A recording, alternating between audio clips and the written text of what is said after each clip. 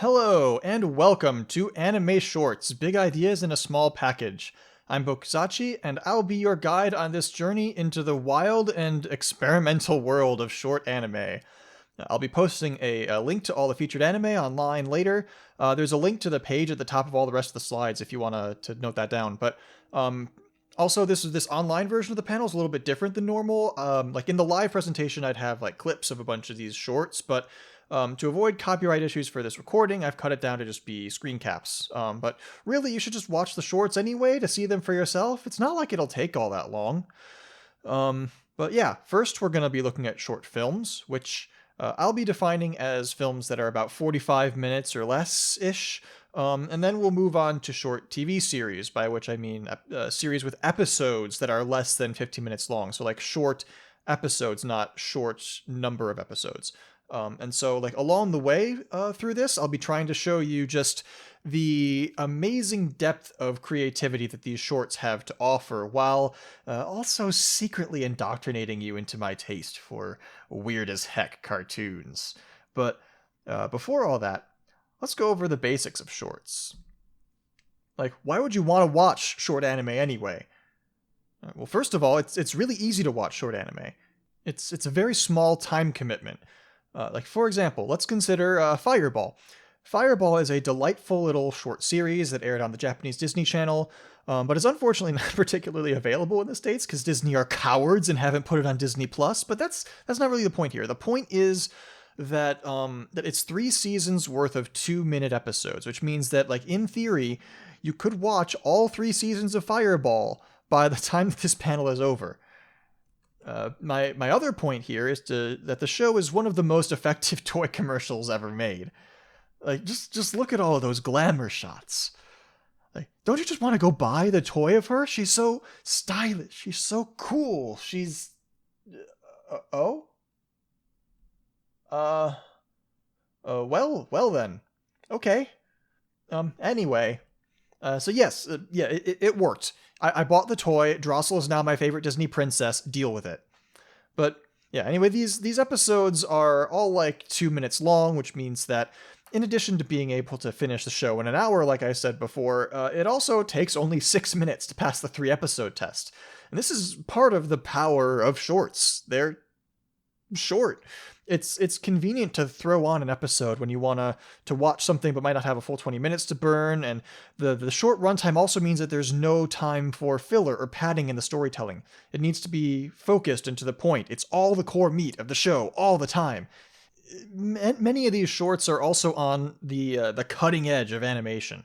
The short anime scene is full of up-and-coming independent creators trying to build a name and style for themselves, and also some industry veterans who are trying out all their newest and craziest ideas that they wouldn't be able to necessarily put into a full series just yet. And this is where we get such innovative anime as Onara Goro, a series from award-winning anime creator Takashi Taniguchi about a sentient fart that gives life-changing advice to confused teenagers. Yes, this is real. Apparently, Crunchyroll just occasionally goes around putting up masterpieces from one of my favorite avant-garde animators and just not telling anybody about it. Like check this out. These dudes are clearly on a bad path in life, but then Onara Goro shows up and is all like, "So you've chosen the path of evil, have you? Do you even know where farts come from?" Like I said, this anime is just a masterpiece. Absolutely life-changing advice. So having set these boys on a better path with his inspiring words, Onara Goro bids them fart well and defarts. There are 13 of these, and they're all like 3 minutes long and get progressively more ridiculous as the series goes on. It is amazing. This is truly cutting-edge stuff here, Onara Goro. But speaking of the cutting edge of the industry, get it? Another favorite of mine is Nagao Takena, who makes claymation horror shorts like Chainsaw Maid and posts them up on YouTube. Now, here's where we get to see the benefit of using screenshots instead of clips, because you see, Takena's whole thing is coming up with funny ways to animate blood and guts using clay, which is great, but it makes it really hard to find a good clip that I can use without turning this into an 18+ panel. But now I can selectively edit the clip to fit within the bounds of acceptability, and you'll have to go check out his channel to see all the gory stuff. It's cool. So yeah, this is a bit from one of my favorite shorts of his called No Littering. It's literally a minute long, but it is just a simple concept done extremely well. So you got this guy here, he's got his can he's drinking, but wait, what's that? I thought this was called No Littering. Dude, come on, that's not cool. What are you doing? Oh wait, who's this mysterious figure? Oh, hey Jason, what's up? What happened to that guy who was littering earlier? You took care of him? Oh, all right, cool. Yeah, all you fans watching out there, you'll have to see the short to find out how, since I can't show it here. Don't worry about all the blood and stuff. I'm sure he's fine, right? Right? Oh man, what a good dude that Jason, though. Always taking such good care of the environment. Look at him, he's picking up all those cans that were littered all over the place. What a good guy. But yeah, when you think of anime, I feel like claymation isn't one of the first things that tends to come to mind. So I guess what I'm trying to say here is that like shorts can be a great way to expand your idea of what anime can be, whether it's different art styles, different storytelling techniques, whatever. There's a lot of stuff happening in shorts that you're not going to see anywhere else in anime. And that is great for longtime fans like me, for whom the normal big budget productions start to feel a little bit stale after a while. You'll burn yourself out watching too much of the same types of shows over and over again. So it's nice to just get a breath of fresh air. Like sometimes you just want something totally out there, you know? Like sometimes the rough edges are what makes something endearing, what makes it worth watching. Now, I know I said before that shorts are easy to watch, but truth be told, sometimes they aren't. Sometimes the experiments just don't work out and you're left with something that's just kind of baffling, or sometimes, since shorts are cheap and easy to make, they'll get cynically thrown out there just to make a quick buck. There's plenty of shorts that go up on like Crunchyroll or wherever that I look at and I just kind of go, nah, I don't really need to see that. But sometimes the limitations of shorts are the thing that inspires creativity. Like sometimes, like you'll see the artist embrace the flaws and shortcomings of their show and figure out how to make them work in its favor. And your enjoyment of this kind of work is going to depend largely on how willing you are to embrace those flaws, embrace those rough edges yourself. For example, there's Popee the Performer, which is just one of the most hilarious yet terrifying anime ever to grace the medium. It is a great example of a show that makes the most of its limitations. It's got kind of N64 tier CGI, but like in my opinion, I think that actually enhances the show's surreal sense of humor, and it helps to sort of instill a sense of uncanny comedy in these circus performers chainsawing each other in half. It's sort of like how you'd laugh at a weird graphical glitch in like FIFA or Skyrim. Like the thing with shorts is that each of these shows has its own personality. It has its own art style, its own way of presenting a narrative. And so an important part of watching shorts is just being ready for anything. A short is made with its own unique purpose, whether it's to be funny or to make you think or to show off a new art style or production technique. And it's a hyper-focused attempt to fulfill that purpose. So if you can latch onto a short's voice, it can really speak to you. And if not, that's fine. You can just move on with your life and you haven't wasted that much of your time. It's not a big deal. Like Studio DLE has a show on their YouTube channel called Henkei Shoujo. It's a series of 1-minute episodes about, I'm just going to show you one. I think you'll pick up on what it's trying to do fairly quickly. So yeah, just having a normal one here, right? Pretty straightforward so far, I think. Just having a nice swig from the old gas pump, as you do, and that's it. That's the show. That's what the show is. She transforms into a car and drives away. End of scene. It's called Transforming Girls. That's what Henkei Shoujo means. So if you sit down to watch it, and then after only 1 minute, you now know whether to try and forget you ever saw this piece of garbage, or get up and leave the panel right now to go watch the rest of this masterpiece. And so, if you do find a short that you like, keep an eye on the names of the people who made it. Shorts are a hotbed for fresh talent, and they'll hopefully either make more shorts like it, or maybe even go on someday to make something bigger. Like before making, for example, Grimgar, Fantasy, and Ash, most of the team had previously worked together to make a cute little school comedy short called Aiura.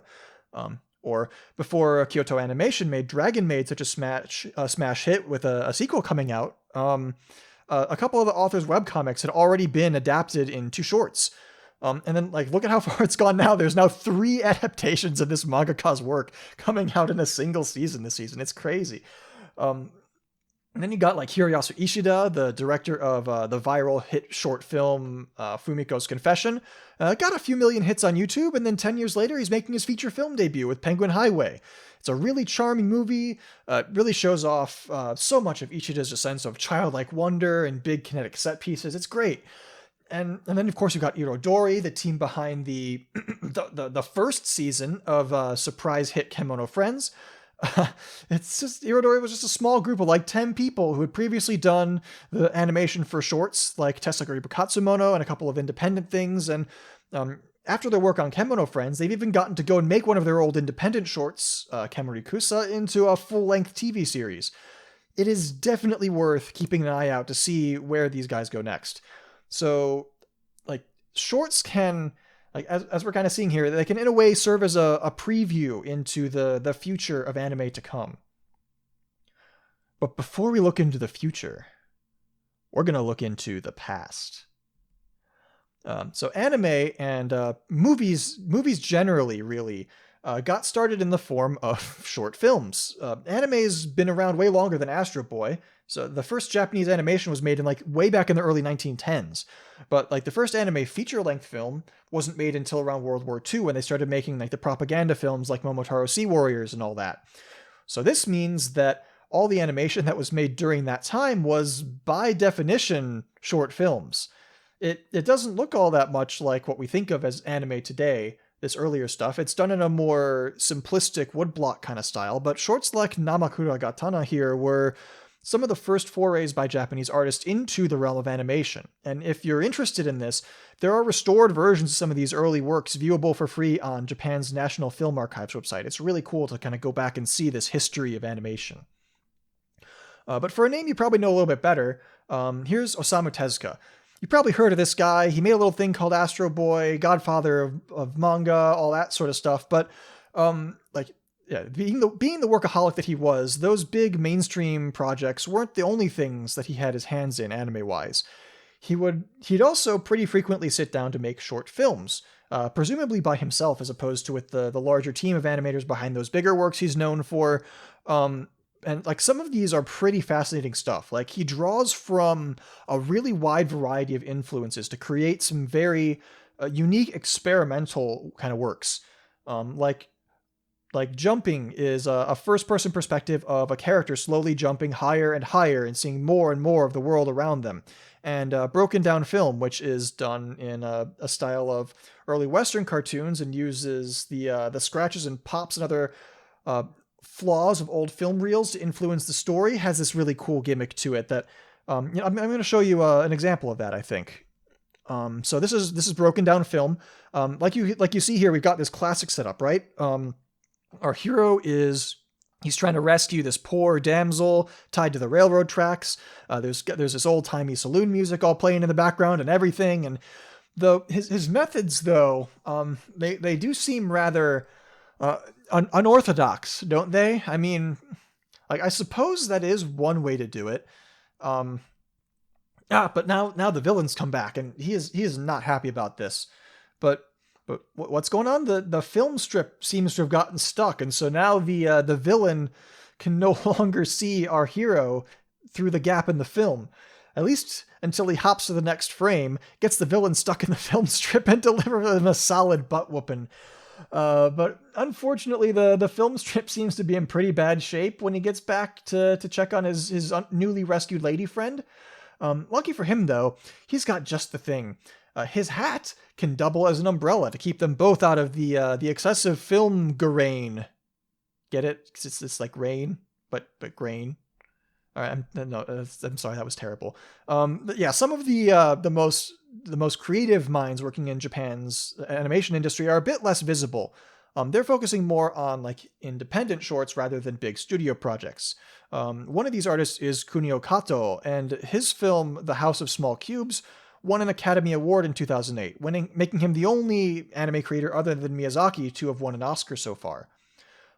House of Small Cubes tells the life story of a man by taking him on a journey through all the places that he's lived. It's completely told through the artwork and the music.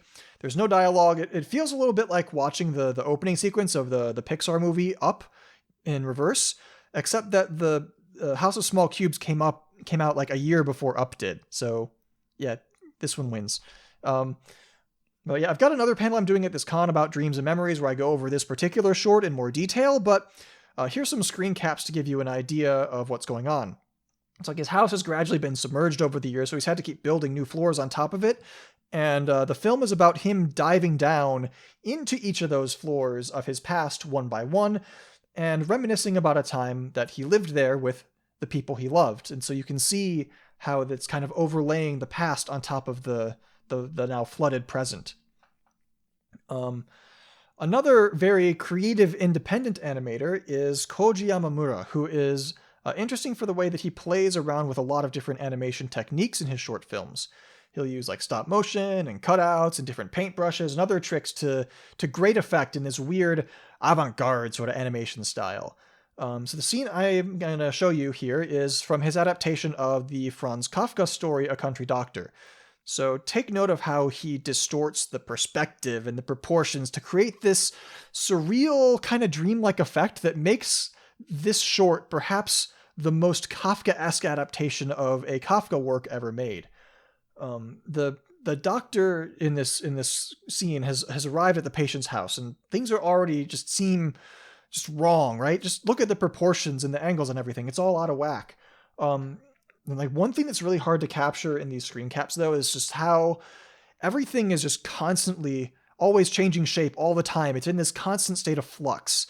And there's no music. There's just this eerie silence that makes the sound effects seem much too loud, and it's creepy and weird, and it's overwhelming. And you can see here in like the way that he checks his patient's temperature, the way that the animation distorts as he moves. It's kind of an example of what I'm talking about. But this patient, however, has got a message for the doctor.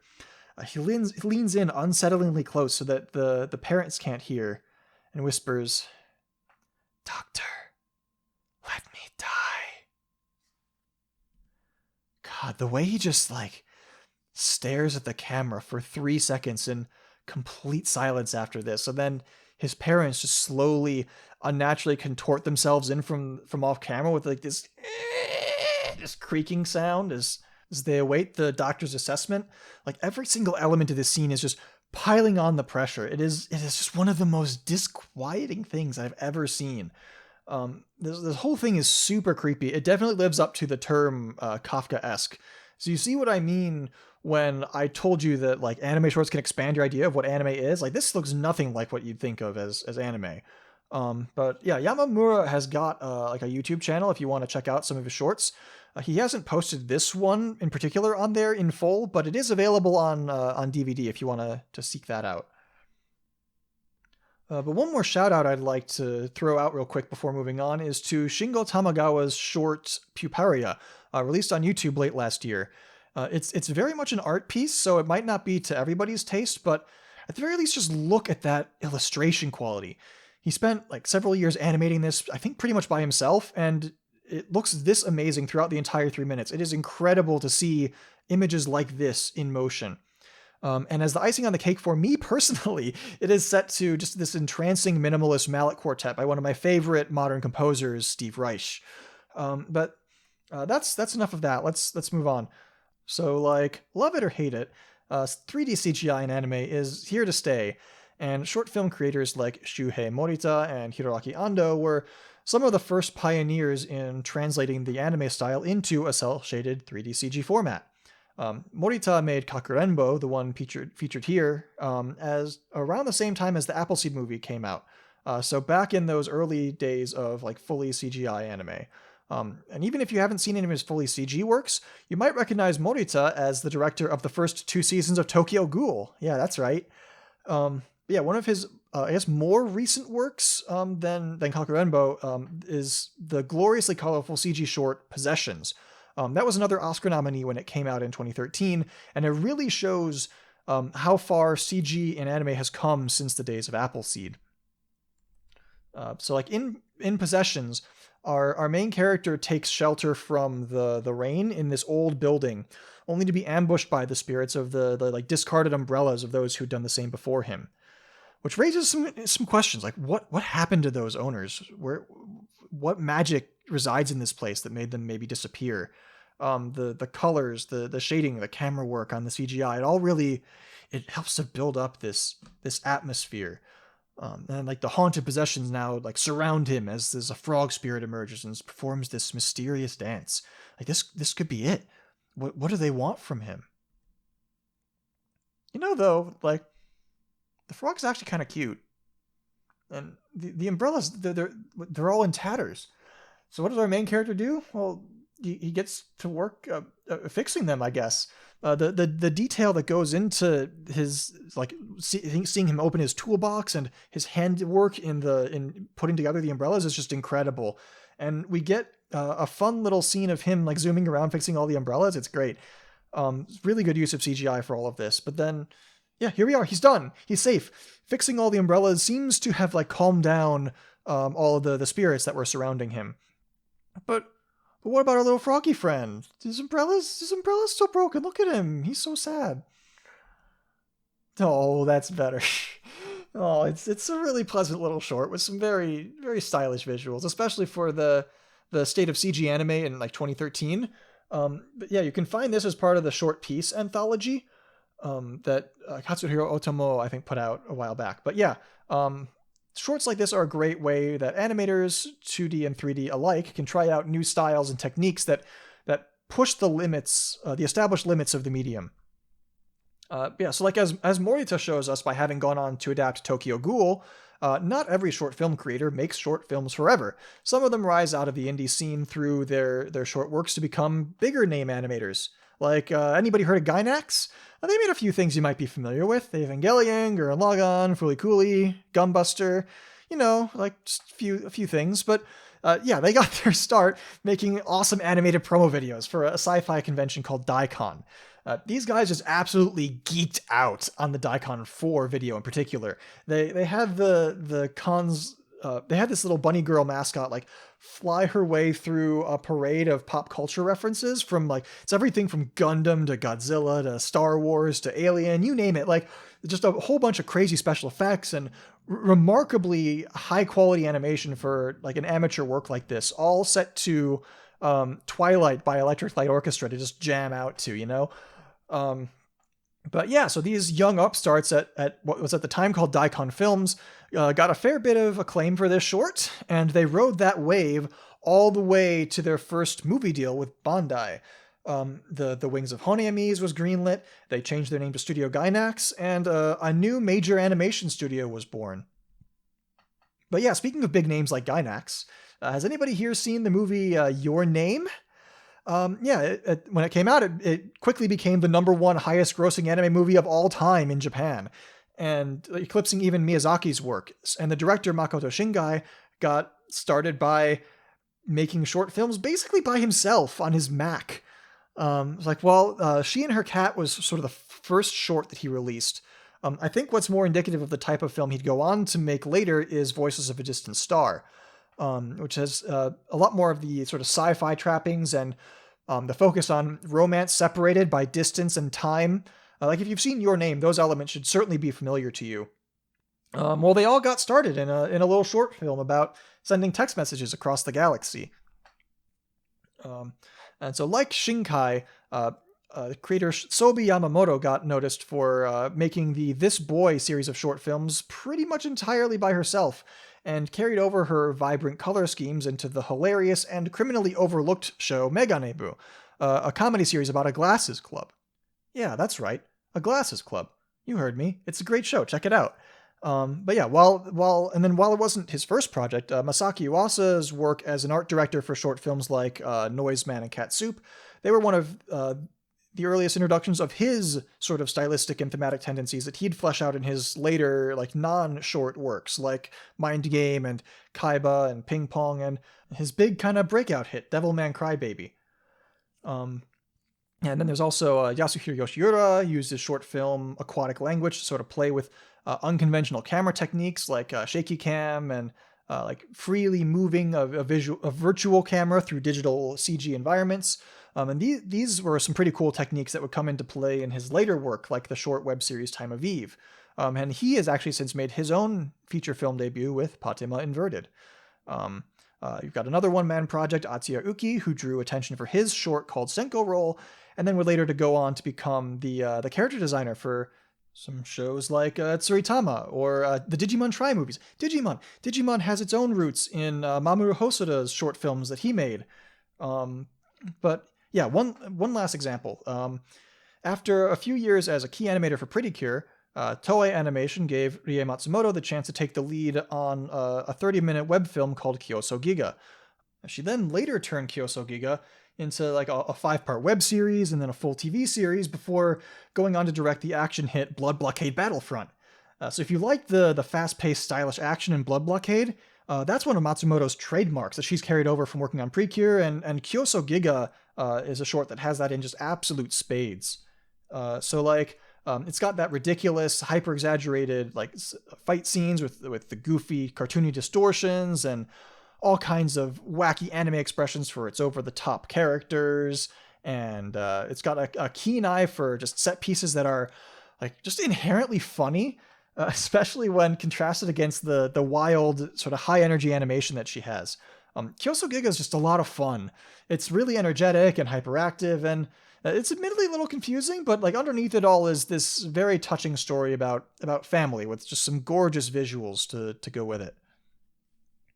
So with short films being so much like cheaper to produce than full-length films or series, some creators realized that they could use crowdfunding as a platform. So this has opened up a new side of the industry to like overseas fans that has given them a means to directly support some anime that they might want to see.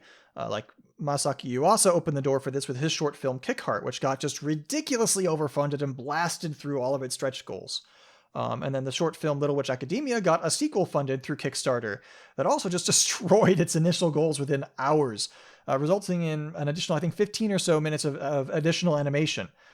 So I've backed several of these projects myself, so I can attest that it was pretty cool to contribute so directly to getting them made. I've got my name in some of the credits, I think. But yeah, in addition to funding models, short films allow for some unusual release models as well. Like one of these is the anthology approach, which combines several shorts into a single feature-length movie. And this serves as a sort of a platform to gather the best and brightest minds in anime and give them a sandbox to build in. Like some of these have been commissioned based on Western properties. So you get like some based on The Matrix, one on Batman, one based on like Halo. And some of the more impressive ones were spearheaded by Katsuhiro Otomo, the creator of Akira. And Otomo gathered up a bunch of his animator buddies to make like one of them is Short Piece, the one that we saw earlier. Another one is Memories, which is just fantastic, and then Robot Carnival. I talk a little bit more about Memories, fittingly, in my Dreams and Memories panel, so I'm going to feature some Robot Carnival instead. They've both gotten some amazing Blu-ray releases recently that are absolutely worth picking up if you have any interest in like cool sci-fi at all. So the clip I like to show from Robot Carnival is sort of the darkly comedic opening sequence in which the title screen just brings this wave of destructive merriment as its spectacle just plows through a small desert village on the tank treads of a massive military machine. It dislocates all of the inhabitants of this village as the dancers and the marching band of this parade reveal themselves to be just a decorative gloss, a mask on this source of explosive death. And whoo boy, if that isn't as relevant now as it was back in the 80s, oh man. But But yeah, one of the things that makes Robot Carnival and the anthology format in general so great is just the huge variety of stories and styles that it showcases in its shorts. So like each short is a standalone story from a different creator. So across the runtime of what would normally be a single feature-length film, you have such variety as like you get the incredible effects animation of Franken's Gear, or the extremely 80s action of Deprive, the interesting love story in Presence, the fantastical robot wonderland of Starlight Angel, or you've got Cloud that's venturing further into art film territory. A Tale of Two Robots is kind of like a samurai punk with super analog wooden robots. It's really fun. And Chicken Man and Redneck is a loving homage to Fantasia's Night on Bald Mountain segment. And then the finale just brings everything full circle as that title screen death machine from the opening sequence meets its demise in the desert. It's an incredible display of the diversity of ideas you can get when you just gather up a bunch of talented artists and give them the prompt robots. Another cool project that cements short films as a fertile source of animation talent is the Young Animator Training Project. It's gone through a lot of names over the years, but the basic premise has remained the same. Every year, 4 studios volunteer to head up a short film and get a bunch of new and up-and-coming creators working on it to learn the ropes and gain experience. Some of the projects that got enough attention to become their own series, like Death Billiards and Little Witch Academia, and some of the directors of these shorts have also gone on to make some bigger works as well, like Mob Psycho 100 and Monster Musume. So you can see like kind of parts of the current animation scene bubbling up from some of these projects.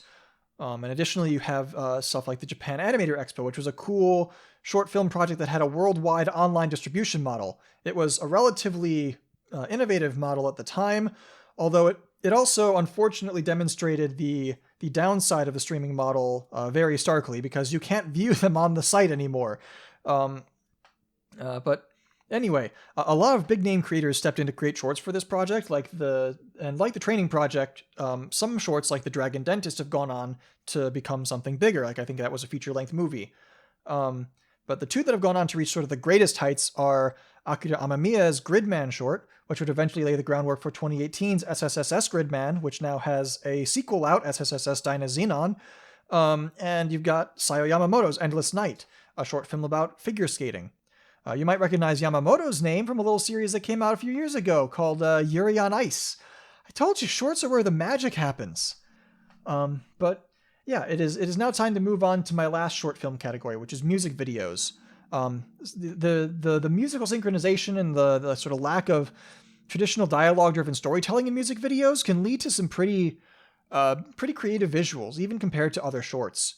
And there are quite a few of these out there for Japanese artists, if you want to look for those. But Japanese studios will also sometimes work with Western musicians too. All those people out there making Naruto and Dragon Ball AMVs set to Linkin Park, they may be onto something, because like Linkin Park actually got Production IG's Kazuto Nakazawa to animate their official video for Breaking the Habit, making it the ultimate Linkin Park AMV. But more recently, like Porter Robinson's song Shelter made waves with a beautifully animated anime video from A1 Pictures.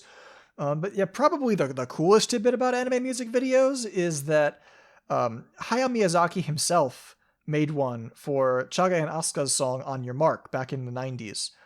It is really something special, although given that it's like a music video, that's not really a magic I can capture in screenshots. So I'm not going to try really here.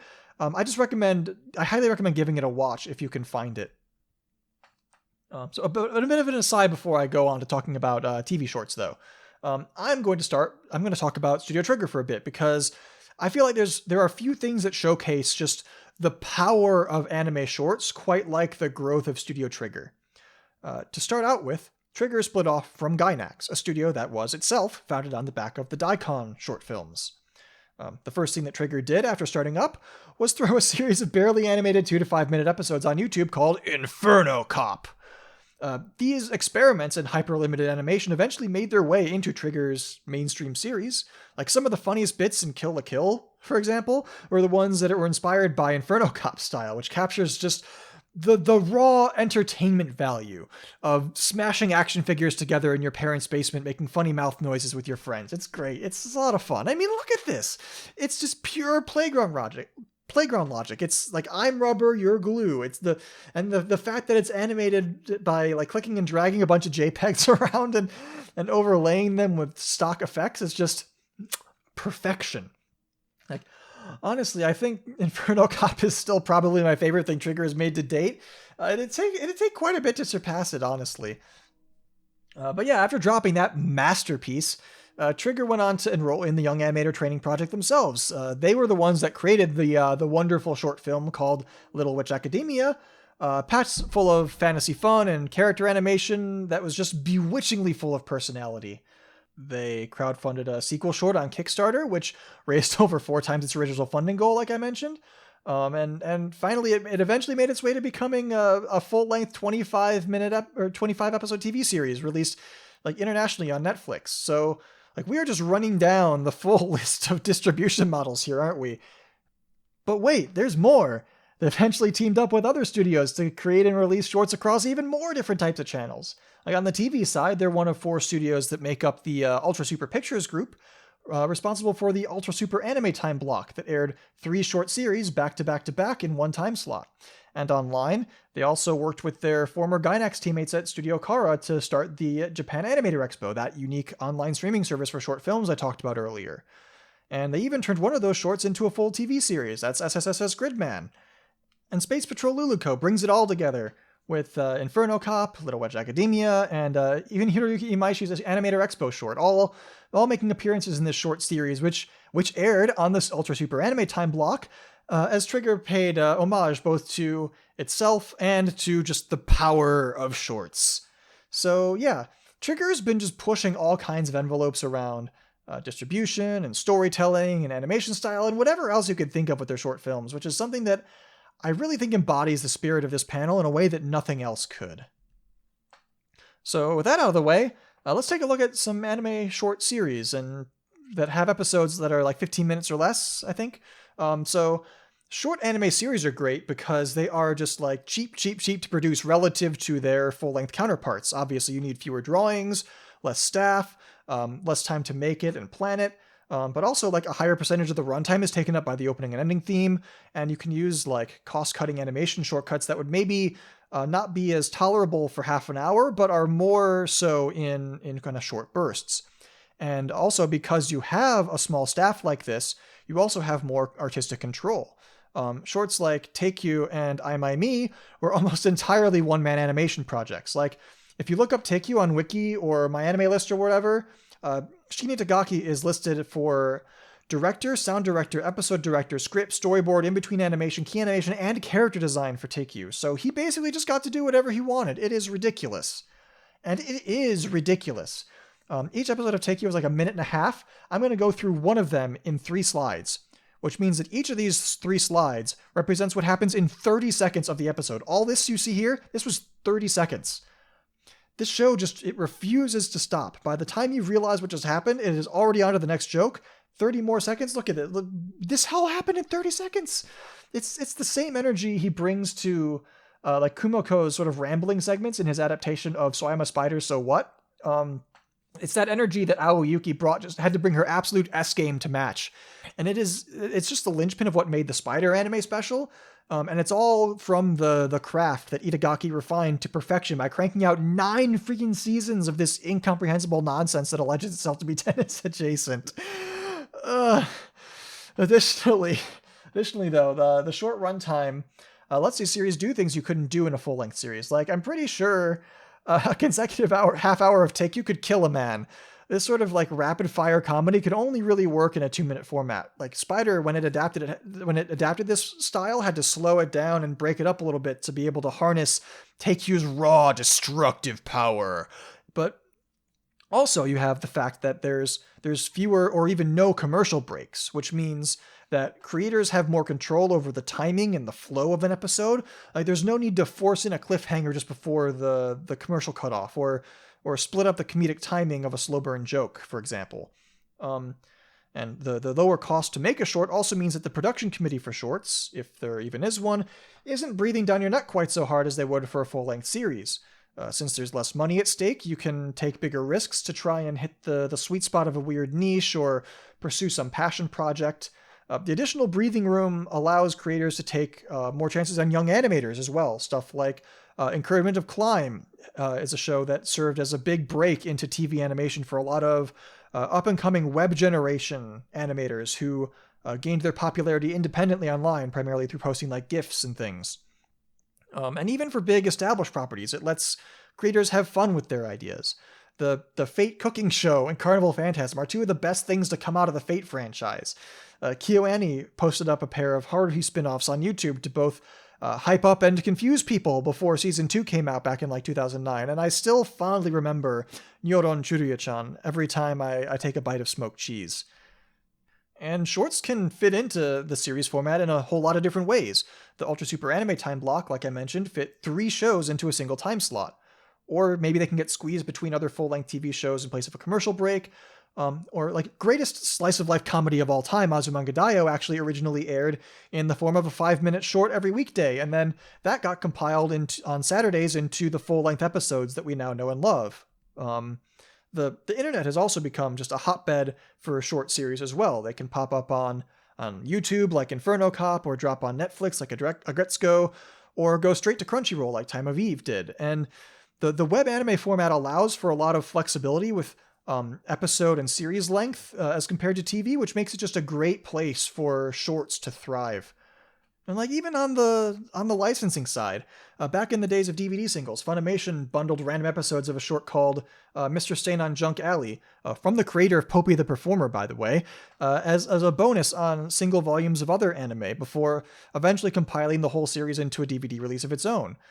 So I guess the lesson here is, if they can fit somewhere, shorts will find a way. And now, I'm going to be spending the rest of this panel recommending shorts until I run out of time. We're going to take a look at as many short series as we have time for and talk about like what makes them special, why the short format helped make the series work. I'm also going to try to sell you on them by running the through a scene in screenshots, since I can't do clips. Most of these shows are on Crunchyroll if you want to check them out, unless I mention otherwise, so just keep an ear out for that. Yeah, we're going to start off with Guda Guda Fairies. Guda Guda Fairies is what happens when a couple of guys decide to just goof around in the Miku Miku Dance animation program and subject some voice actresses to the result. And what we get is basically like VTubers before VTubers were a thing, and it's amazing. So like each episode is divided into 3 segments. You first have the roundtable segment, these are kind of reminiscent of like Lucky Star, where they sit around and discuss some random topic, and it showcases the fairies' quirky personalities and overactive imaginations. But next up is the game segment. And these game segments are some of the most wonderful things I have ever seen. They usually take some like well-known game and apply just a brilliantly surreal twist to it. They're almost always the highlight of the episode. But the last section is the one that's probably the most unique. This is called the Dubbing Lake. And in the Dubbing Lake, the animators just appear to be trying to one-up each other every week in a quest to create the weirdest thing that Miku Miku Dance is capable of animating, and then showing these things to the voice actresses sight unseen and making them ad-lib over it. The ad-libs themselves are kind of hit or miss, but the fun comes from hearing the voice actresses inevitably break character in the confusion, and just seeing what on earth the animators are going to come up with next. So let's look at an example of one of the game segments first. This one is called Old Man Jumping. What even is old man jumping? What does that mean? Well, let's find out. The fairies use their magic to turn this room into a big arena, and what's all this? Yeah, I see. I think I might be starting to get an idea of what this old man jumping means. Well, somebody sure seems to be excited for this game, at least. So yeah, let's get started. Each one of the fairies is able to summon one magical object to help them with their jump, and Pikachu, the pink one, goes first, opting for the tried and true method of pole vaulting. Let's see how this turns out. She seems to be making some pretty decent headway here. She's going. Oh, she did not stick the landing. That looks pretty painful. But luckily that doesn't affect her score. She managed to make it past 52 old dudes, which is A pretty respectable bar to clear, I'd say. A good start. Koro-chan is up next, and she has opted for the pedal-operated aircraft. This seems like a good choice. Let's look at her making her way up. She's getting some pretty good height. She might be able to convert that into hopefully enough horizontal momentum to beat Pikachu. Maybe not. There she goes. Koro-chan has finished with a score of 8. But she did manage to take a few of the old dudes out in the process. Don't worry, they're not actually real old dudes. They were just props generated by magic, right? I think that's what the fairies said. But anyway, let's not worry too much about that. Churuya-chan's up next. She's got a cannon. This is a characteristically bold choice for her. Let's see if it pays off. Oh yeah, there she goes. Oh, Churuya-chan cannot be stopped. These old dudes they're falling down like bowling pins. She couldn't stop even if she wanted to. All of the old dudes in the way, they don't even seem to be slowing her down. They're just, look at this. It's an absolutely incredible display of like ridiculous physics. I love it. So with a final score of 749 old dudes, I think we have our winner. Congratulations to Churuya-chan, assuming that she's okay after all this. Anyway, so as I mentioned, the dubbing lake. The dubbing lake is Guda Fairy's most unique feature, with the way that it has the voice actresses react in real time to the images that they're shown and come up with vocal captions for them. That's unfortunately a little bit hard to show with screenshots, but I thought I'd give you an idea of just the kind of bizarre scenarios that they're having to dub. Just like take that in for a second. It's a great concept, and just both the animators and the voice actresses seem to be having a whole lot of fun with it. Please watch Guda Fairies. It's on Crunchyroll. It's a great time. There's also a spin-off from one of the creators called Hi-sCoool Seiha Girls that features anthropomorphized anime girl versions of Sega consoles.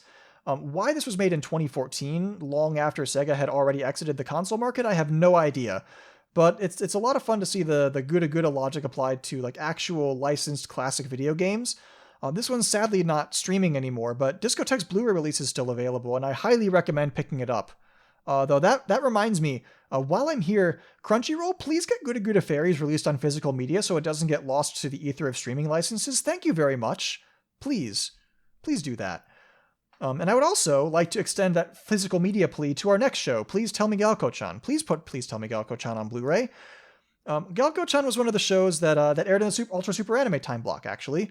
I went into this fully expecting to drop it after the first episode as just another like lewd fan service comedy, but something about it drew me in, and I've since gone out and bought the entirety of the manga. So consider my expectations just shattered, which is neat because that's actually what the show is all about. Galko is about looking past stereotypes to accept people for who they really are, and how our similarities and differences can bring us closer together. The manga is just this series of like one-page long conversations where the characters try to answer some question or like address some common misconception, which is where the please tell me bit comes from in the name. And in the process of actually just talking it out, they end up subverting the assumptions behind that sort of stereotype or misconception. And the short format is just perfectly suited to this series of like one and done gags.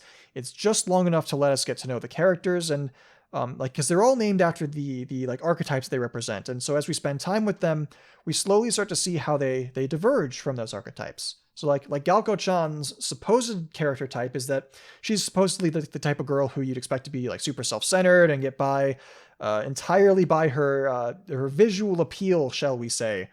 I think as like a Stacy would be like the outdated misogynistic internet term for this. God, I feel dirty saying that, but like in reality, she's a dork who loves obscure movies and cares deeply about all her friends. She's a great person.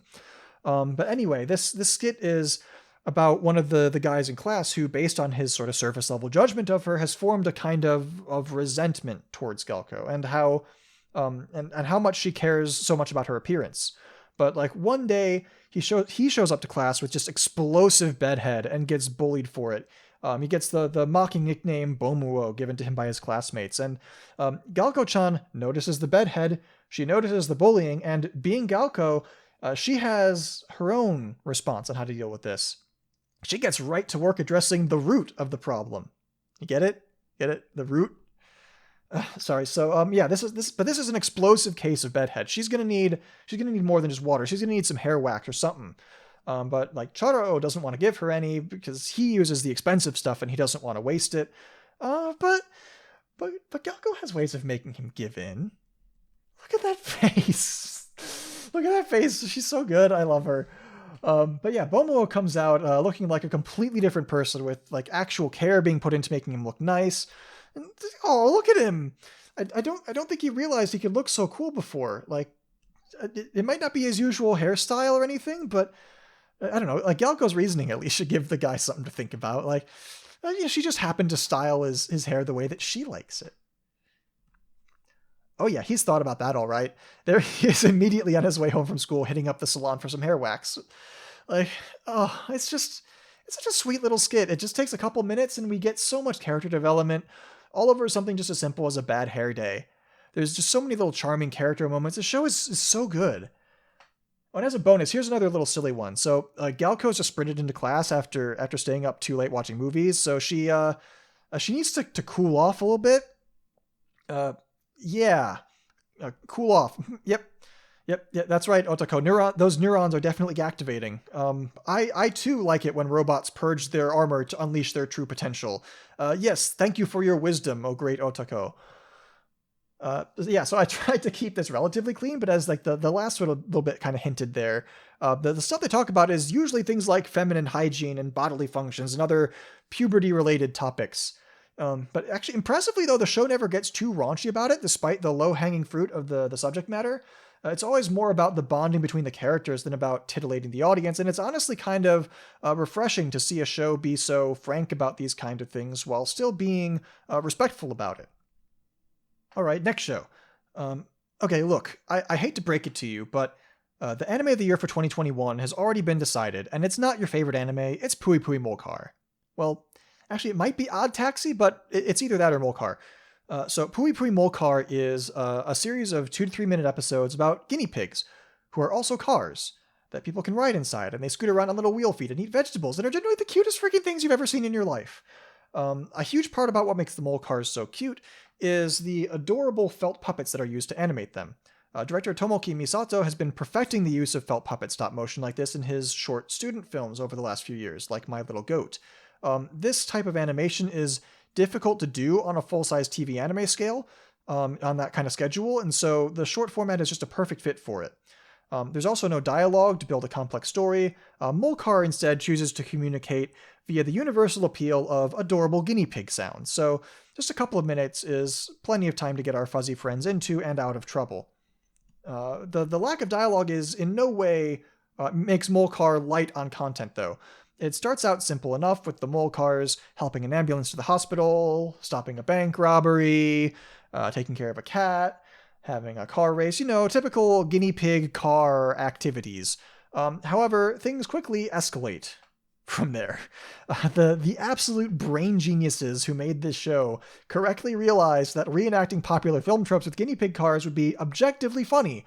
And so things just escalate wildly once the racing episode hits. Like, we got Indiana Jones Molcar on his quest for the Golden Carrot. We got Magical Girl Molcar, complete with a flashy transformation sequence. We got Mission Impossible Molcar battling against a giant shark mech and doing an ocular bike slide. And of course, the best episode, Mad Max Zombie Cheeseburger Molcar. I refuse to elaborate on this. You have to watch it. But yeah, there's plenty of other surprises that await you along the way. Molcar was originally released one episode at a time on Bandai Entertainment's YouTube channel. For whatever reason, they felt the need to emulate the television release model on the internet by deleting the previous week's episode before putting the new one up, which was kind of annoying at the time, but it doesn't matter anymore because thankfully the whole thing is now available on Netflix for your watching pleasure. This show is just brilliant from start to finish. I gave Molcar a 100 out of 10. You can watch the entire thing in a little over half an hour. And what could you possibly be doing with half an hour of your life that is more important than this? Let's be real here. All right, so next up, we've got Olympia Kiklos. Olympia Kiklos was released in 2020 and was clearly made to promote the Tokyo 2020 Olympics, a tie-in which didn't end up working out because of reasons. It's based on a manga by the author of Thermae Romae, which was itself adapted into an amazing series of shorts a while back. And it's about a hapless potter in ancient Greece who has to save his village by defeating the neighboring warriors in an athletic challenge.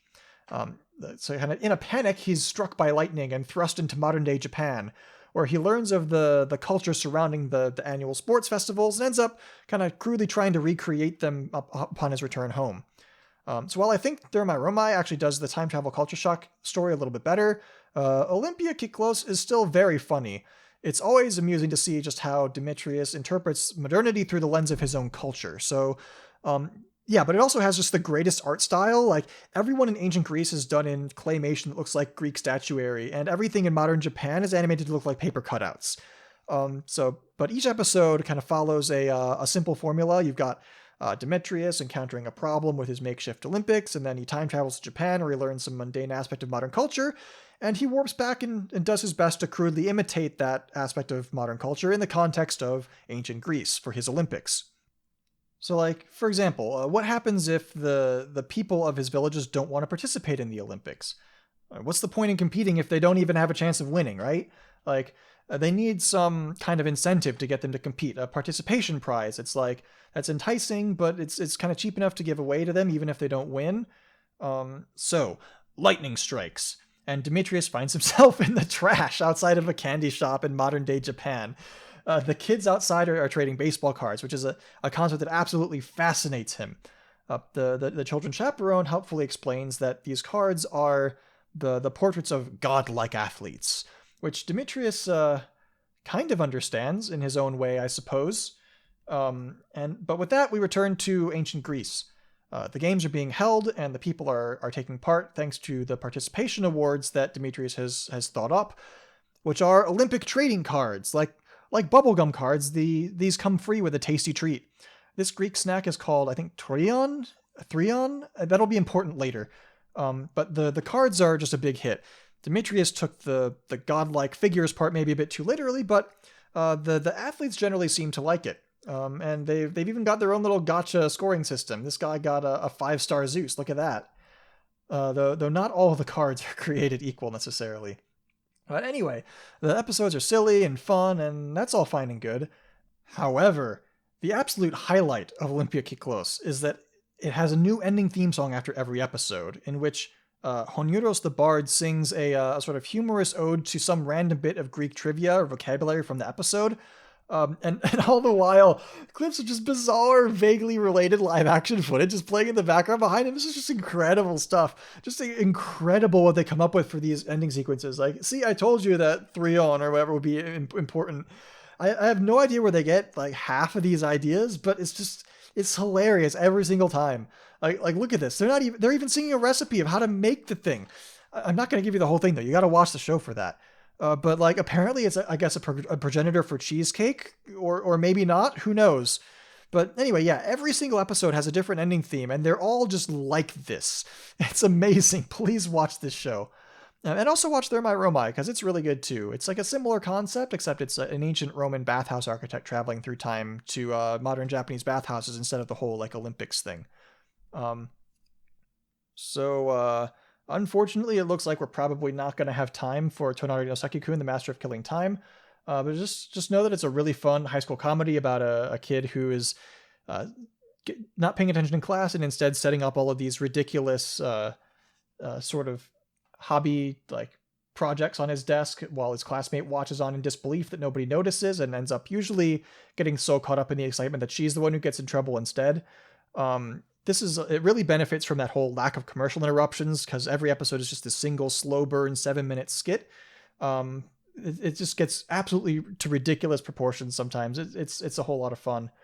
But just real quick, here's a couple more good ones that I didn't have time to get to. It's Tsuridori Children's super sweet romance series, Tonkatsu DJ Agetaro. It's about a tonkatsu chef who wants to become a DJ.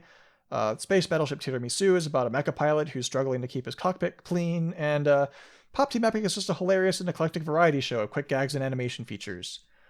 So yeah, that's all I got time for. Thanks for coming. I hope you had a good time, and I also hope you learned a little bit about just how many different forms anime can take. Again, I'm Bokusachi. I'll be there in the chat if you have any questions or feedback, and I got one more panel this weekend about dreams and memory in anime, as I kind of brought up before. It may or may not have already happened. I don't know. This panel is pre-recorded, so just check the schedule, see when that is, or was. I don't know. But like, if you think I seem like a cool dude and want to know where to find me, I'm on Twitter at Sachikoma, which is also the name of the blog that I don't update as often as I should, but it does have some pretty good stuff on it. I will be posting a list of shows from this panel on the blog when I get the chance, in case you forgot what I covered. So I'll put a tweet out once I've done that with a link, so there's your incentive to follow me. And I've also just recently started a YouTube channel where I post whatever panels I've done won't get me copyright strike. So this one will probably be going up there after the con. Keep an eye out for that. And if there's any Symphogear fans out there in the chat, I made a whole website for Symphogear last year in the style of one of those early 2000s GeoCities fan shrines. It's great. But yeah, anyway, have a good one and enjoy the rest of your Crunchyroll Expo.